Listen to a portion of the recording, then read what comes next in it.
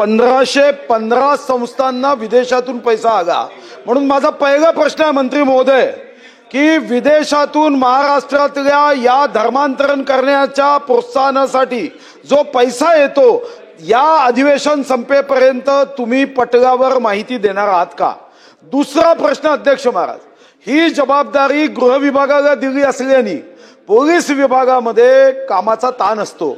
दुसरा माझा प्रश्न आहे की असे प्रश्न उपस्थित झाल्यावर तातडीने कार्यवाही करण्यासाठी आपण विशेष विंग स्थापन करणार आहात का? मी फक्त एक आकडा सांगतो, 1951 मध्ये हिंदूंची लोकसंख्या 84.1% होती, 2011 मध्ये 5% कमी झाली, 79.80%। कशामुळे होता अध्यक्ष महाराज?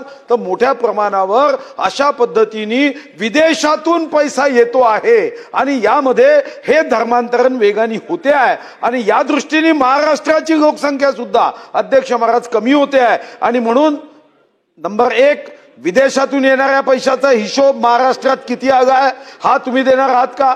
तक्रारीची गंभीर दखल घेण्यासाठी एक विंग आवश्यक आहे, ती आवश्यक विंग करणार आहात का? आणि तिसरा मुद्दा, या संदर्भात अनेक राज्यांनी कायदे केले आहे, जगात कायदे आहे। म्हणजे मी आता माहिती घेतली, पाकिस्तानामध्ये तर अनुच्छेद 20 नुसार ईश निंदा आणि धर्मत्याग डायरेक्ट मृत्यूदंड आहे। संयुक्त अरब अमारीत एपॉस्ट्रोफी मृत्यूदंड, इराण संविधानातील कलम 167 मृत्यूदंड।